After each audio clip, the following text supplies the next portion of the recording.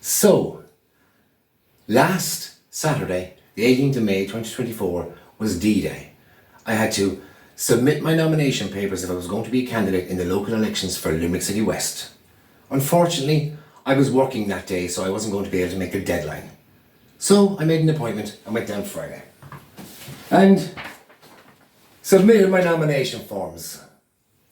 I was the 90th candidate, and as it turns out, the last candidate to submit their forms for the local elections in Limerick City and County Council.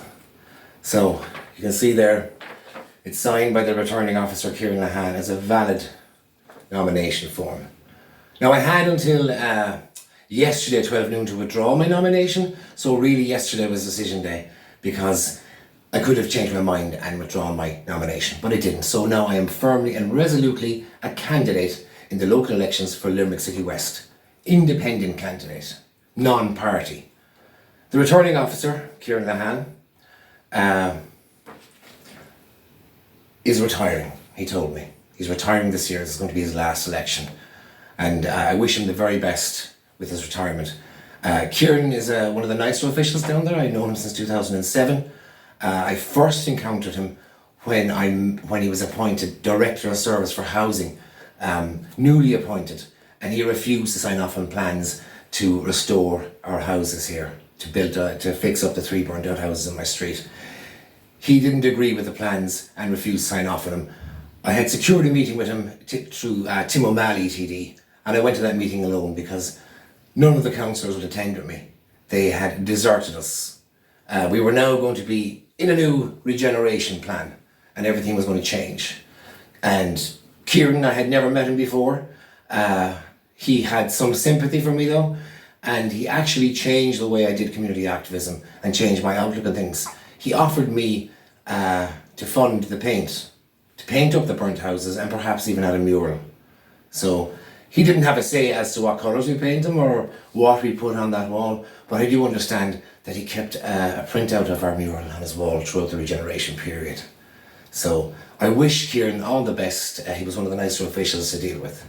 And this is one of the reasons why he decided to put my name forward, is because councillors tend to not represent the communities when they're needed. We were deserted where I live by our councillors. We were thrown under the bus and for 5 years completely abandoned to regeneration, as they all voted to board up houses and depopulate areas and make things worse, not better, and then complain about it being worse. So I decided this time round, and I've been beating my head up a wall for years about it, that the councillors aren't doing their jobs properly. They're representing their own personal ideologies, they're representing political parties and policies. They'll toe a line, they'll follow instructions. They don't listen to the communities when the communities need them.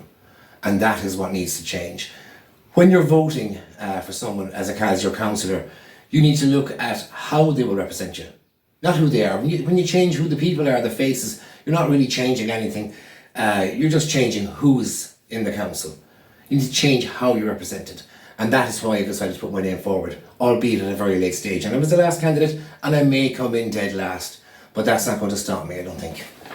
My campaign, which I haven't even got off the ground yet, will consist of a leaflet.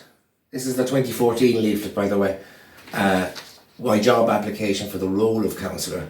And on the back of it I had my CV, curriculum vitae, explaining why I had more than qualified to be a councillor. And I want to return, I suppose, to proper representation, how it's intended to be done. Local government is about decisions that will affect your community, the community in which you live. A lot of the candidates seem to be obsessed with identity politics, and I want to reverse that. I want to change that. You need to stop looking inward at who you are and what your identity is, and looking outward at your neighbours and your local community, where you live. That's your local community. That's what I'm seeking to represent. So I'm not concerned about what your religion or your race is or any other values you may have. I want to represent you at your community at a local level and help you get the best. It's in here in black and white in the Constitution. You might be familiar with this lower here, Bun Rock na here in Constitution of Ireland. Article 28A, you can zoom in on that. Article 28A makes it very clear the purpose of local government, and it is to promote by its initiatives the best interests of local communities. And by local communities, it means your geographical area.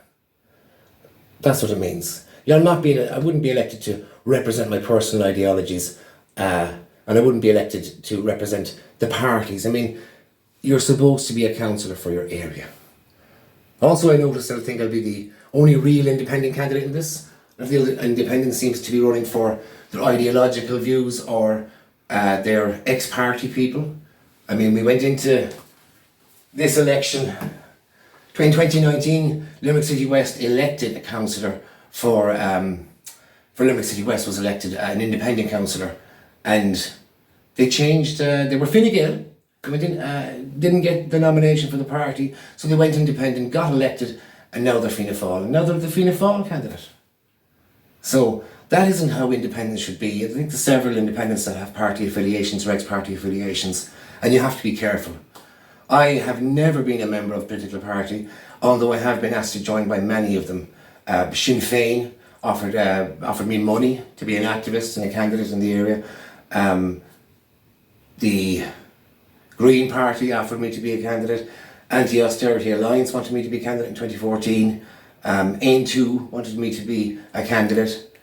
Fine Gael offered me a council seat in 2007, offered me to co-opt me on the council should one of their councillors become a senator, but I had to join in a week. I rejected all these offers because I believe that there is a disconnect. The party politics corrupts the connection between the people and the people they elect. That the representatives become answerable to the private club that is the party and not to the people as they should be. So that is why I've decided to run. I don't have the money to put up a fancy campaign, and I never would have had anyway. And I know people have been offering me money, but I think don't go fund me is what I'm going to say to you. Don't go fund me, go vote me. I'll distribute my leaflet. I have lots of volunteers. I want to thank them for coming forward. Lots of volunteers to help me distribute the leaflet when I have it made, hopefully this week. And I'll be putting it in the letterboxes. You'll be able to contact me, as like I said before, in this one. You'll be able to contact me. I'll be inviting you. If you want to talk to me or meet with me, we can see if we can arrange it. But if I do get elected, that's what will have to happen. You'll have to bring the issues to me. I won't be able to knock on your door every day. And I don't want to disturb people having their dinners or try to promote them. And I will be dispelling a lot of myths when I bring out my leaflet. Councillors, what they can and can't do. A lot of councillors want to make you think that you can't get anything done in the area without them. You can't have rubbish collected without them. We have a new system now in City Council which is going to dispel that myth as well. If you can contact, as an individual, customer services, and they will give you a case number for your local issue. They'll refer it directly to the department within the council, and an official then will let you know when that problem will be dealt with. So you've completely cut out the middleman or middle woman, or middle them, if you like. I'm not down with the pronouns, by the way. But live and let live. I'm not asking you to elect me on my ideological views, but because I would make an excellent representative for your community. So I'll let you know and keep you updated going forward as to how the campaign is going. And until the next time, be seeing you.